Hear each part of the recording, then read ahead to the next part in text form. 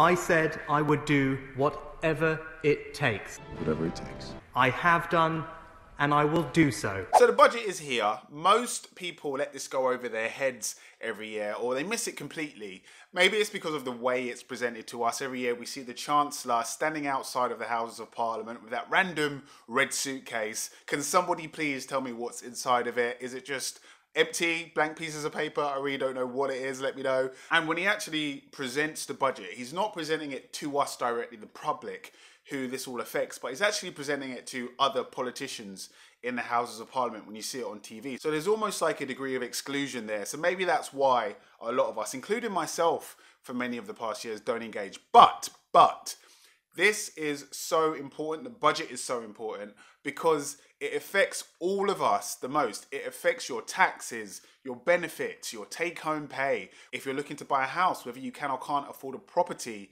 all of the economic money-related schemes and proposals and spending that the government does, it affects us. It's major stuff, guys. In fact, I'll be very interested to know, do you keep up to date with the budget each year? Let me know in the comment section below, but it's very important. So we need to understand at the very least what it means for us. So this is a video that's going to break down the budget in an easy and simple way for you all to understand and how it affects you. I split it up into areas really covering income, benefits, property and taxes. So watch it to the end because all of the elements are going to affect you in some way probably. So let's get into this. By the way, subscribe, like, share. Let's have a look. Our borrowing is the highest it has been outside of wartime. It's going to take this country and the whole world a long time to recover from this extraordinary economic situation. We have announced over £280 billion of support, protecting jobs, keeping businesses afloat, helping families get by. So of course, this isn't sustainable in the long term. The way out of a recession is through increased productivity in the long term. That's how an economy grows over the long term, through productivity-driven growth. And I'll go on to explain what exactly productivity means later, as opposed to debt and government bailouts. So what is Rishi's plan for this? Despite this unprecedented response, the damage coronavirus has done to our economy has been acute. Since March, over 700,000 people have lost their jobs. Our economy has shrunk by 10%, the largest fall in over 300 years. But we will recover. This budget meets the moment with a three-part plan to protect the jobs and livelihoods of the British people. So he set the scene here to begin with. We all know that there's been a virus over the last 12 months that's taken over the whole world because we've all been stuck indoors watching Netflix and getting takeaways, right? But what we might not know on a full picture, fully, is how this has affected the economy. Well, the numbers are in for 2020, and we know the government has done a lot during the past year. They've printed more money, 250 billion by the way, in the last 12 months than they have in the last 10 years. That's what they've done for the economy. And the economy has actually shrunk by 10% in the last year. That is the largest fall in over 300 years. So how does this affect us? Well, first and foremost, the money that's been pumped into the economy by the government, it's gone into a variety of different areas, mainly through benefits. So the universal credit increase, which we're going to come on to in a bit, the furlough scheme, guys, those are the primary ways. And many of you watching right now might have benefited from either of those schemes. The question that a lot of you might be wondering is, yes, all of that money, that 250 billion was created out somewhere. Who actually pays for it, okay? Who foots the bill for that money? Does the government just print it and write it off? Absolutely not. Someone has to pay for it further down the line, and we're going to come on to that later on in this video. Madam Deputy Speaker, the housing sector supports over 500,000 jobs. The cut in stamp duty I announced last summer has helped hundreds of thousands of people buy a home and supported the economy at a critical time. But due to the sheer volume of transactions we're seeing, many new purchases won't complete in time for the end of March. So as you can imagine, when the stamp duty holiday was announced, Thousands and thousands of people went for this. It's a great scheme. So much so that valuers and solicitors and agents are literally, right now as we speak, inundated with volumes of transactions that they could not cope with. So there's currently a big backlog of transactions waiting to go through. So it's a good idea to extend this scheme so that all of those and the new ones on top of them can go through. Companies are going to have to increase their capacity. We're going to need more lawyers, more agents, more brokers to be able to cope with the increased volumes, because it's been a challenge with all of the transactions that have been received up until this date. So I can announce today the £500,000 nil rate ban will not end on the 31st of March, it will end on the 30th of June. Then, to smooth the transition back to normal, the nil rate ban will be £250,000, double its standard level, until the end of September, and we will only return to the usual level of £125,000 from October the 1st. Even with the stamp duty cut, there is still a significant barrier to people getting on the housing ladder: the cost of a deposit. So I'm announcing today a new policy to stand behind home buyers, a mortgage guarantee. Lenders who provide mortgages to home buyers who can only afford a 5% deposit will benefit from a government guarantee on those mortgages. So the 5% deposit, 95% mortgage guarantee policy is huge, guys. I like this in particular because it's not just for first-time buyers and not just for new build properties. It's a big expansion on the current Help to Buy and shared ownership schemes. If you're planning on buying a property sometime soon and it falls within the threshold, this is very good for you guys. Properties, especially in London, are incredibly expensive. There's a reason why a lot of people are moving out, because it's just unaffordable, guys. And I'm pleased to say that several of the country's largest lenders, including Lloyds, NatWest, Santander, Barclays and HSBC, will be offering these 95% mortgages from next month. And I know more, including Virgin Money, will follow shortly after. A policy that gives people who can't afford a big deposit the chance to buy their own home, including Lloyds, NatWest, Santander, Barclays and HSBC, will be offering these 95% mortgages from next month. And I know more, including Virgin Money, will follow shortly after. A policy that gives people who can't afford a big deposit the chance to buy their own home. As the Prime Minister has said, we want to turn Generation Rent into Generation Buy. So with the introduction of the 5% deposit coupled with the 95% guarantee scheme, it's going to make properties in expensive areas a lot more affordable, and in the rest of the UK, regardless of whether it's London prices or not, a property is very expensive. So a 5% deposit is fantastic, guys. And over the course of this year, as the economy begins to recover, we are shifting our resources and focus towards getting people into decent, well-paid jobs.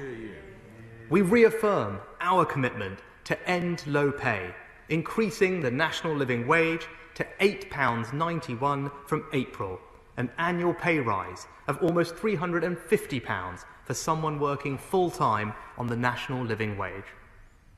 And my right honourable friends, the Education Secretary and the Work and Pension Secretary, are taking action to give people the skills they need to get jobs or get better jobs. The Restart programme, supporting over 1 million long-term unemployed people. The number of work coaches doubled. The Kickstart scheme, funding high-quality jobs for over 250,000 young people. The Prime Minister's Lifetime Skills Guarantee, giving every adult the opportunity for a fully funded Level 3 qualification. Now, the work to increase people's skills and expertise to get them into employment and higher paying jobs through schemes like Restart, Kickstart, etc. is, for me, the most important part of this budget. I mentioned at the beginning of this video that the way out of a recession long term is to achieve long-term sustained growth through productivity. Now, if you studied economics at school like I did, you'd have learnt this earlier on. It's a foundational principle. And what is productivity? So Productivity is where businesses are innovating, developing new products, new services, employing more people, expanding, increasing people's wages, expanding abroad into other markets, figuring out new ways of working. So my question is, how far and wide do these schemes go, and are they accessible? Okay, so the Kickstart and the Restart programs and the other ones like it. So I mean, do these schemes and programs and grants actually reach people like me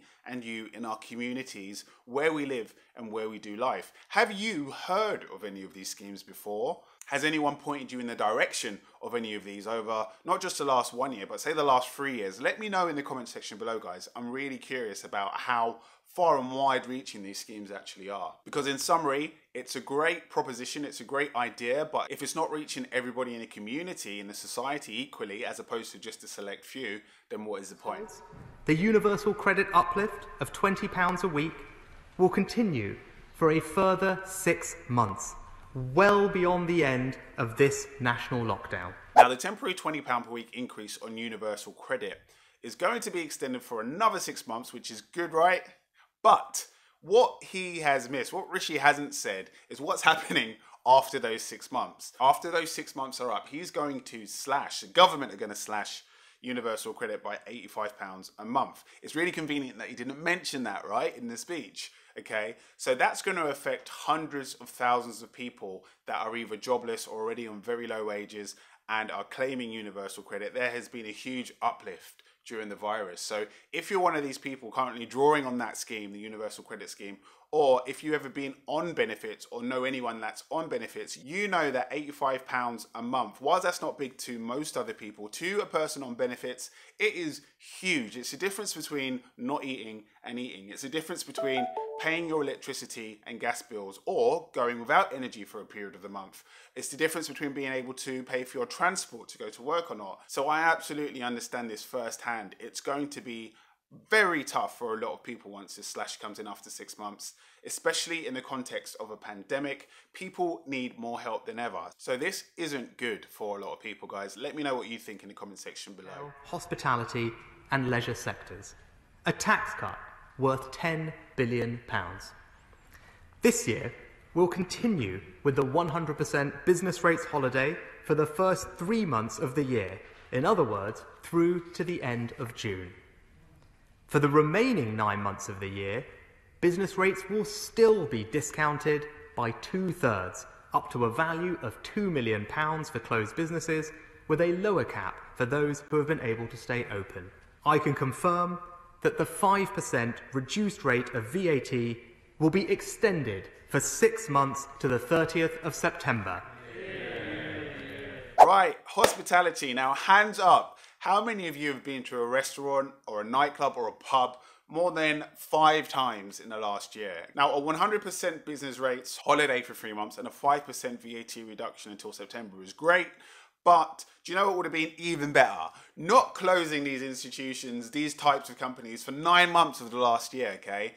There are going to be thousands of small businesses like cafes, pubs, restaurants, bars, coffee shops, especially the small independently owned ones that are either on life support at best and they've had to lay off huge amounts of staff already and are struggling to pay the workers and suppliers that they have left, or at worst, they've already gone out of business. So a business rate reduction isn't going to do much for these companies. It's a bit too late. Instead, our first step is to freeze personal tax thresholds.